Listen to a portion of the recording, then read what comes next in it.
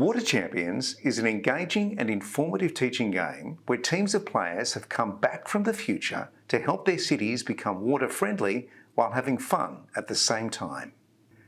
Players form into 6 teams and are allocated into different zones: residential, commercial, informal settlements, industrial, farming, and urban greenery.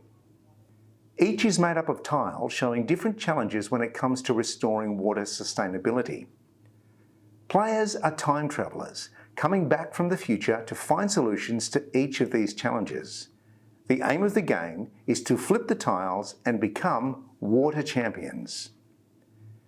There are also scenario cards, challenge cards, expert cards, and chance or wild cards. The die is also unusual. The numbers gain points for the team, and the special symbols mean expert, where the team gets special help, lockdown, where the team misses a turn, and wild cards, which can mean good luck or bad luck, just like real life.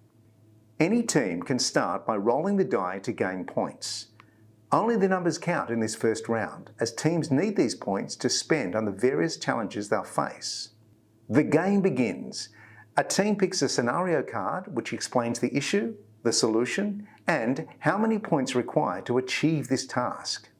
In this case, the construction of a new shoe factory will damage nearby wetlands and affect the local community. Water tanks and nature-based water recycling and sewage systems can help address the issue, but will cost points.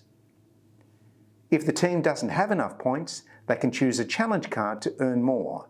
And this is where cooperation and creativity come in. They might have to write a catchy song, make a speech, or communicate without using words.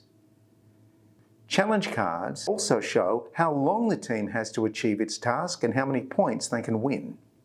Facilitators help decide if the challenges have been met in a fun way.